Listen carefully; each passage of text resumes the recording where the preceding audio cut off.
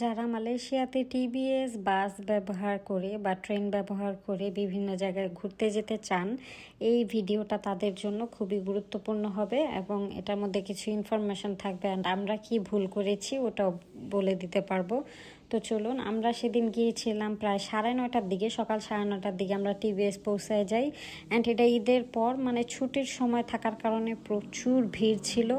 আমরা প্রথমে লাইনে দাঁড়াইছিলাম, দেন আমাদেরকে ওই যে এখানে যে পুলিশগুলো থাকে ওনারা আইসা হেল্প করে বলতেছিল টিকিট বুথ থেকে কেটে নেন, ওইটা অনলাইনে।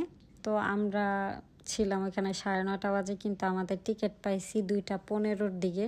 তো আমরা একবার ভাবতেছিলাম যে আমরা চলে যাব, পরে দেখতেছিলাম আস্তে আস্তে সিট বুকিং হয়ে যাচ্ছে এবং লেট হয়ে যাচ্ছে। তারপর ভাবলাম যে না, আসলে টিকিট কাটা ফেলা দরকার, আর উনি আমাদেরকে হেল্প করছে।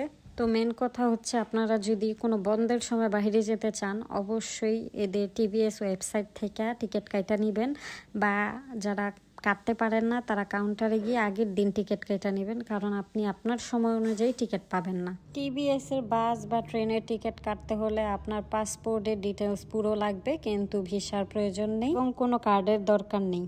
অনেকে এইখানে বুঝতেছিল না দেখে আমার হাজব্যান্ড ওনাদের টিকিট কাটতে হেল্প করতেছিল, আর বেশিরভাগ মানুষ এই বাঙালি ছিল।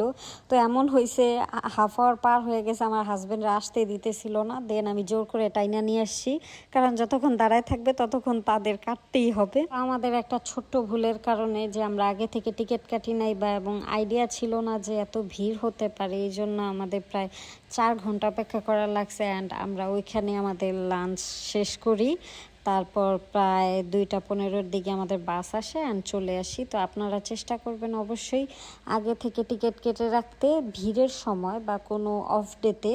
আর নর্মাল ডেতে গিয়ে আপনি 2-1 ঘন্টার মধ্যেই টিকিট পেয়ে যাবেন। আশা করি আজকের ভিডিওতে আপনারা মালয়েশিয়ার টিবিএস সম্পর্কে ধারণা পেয়ে গেছেন। তো সবাই ভালো থাকবেন, আল্লাহ হাফেজ, আসসালামু আলাইকুম, টাটা।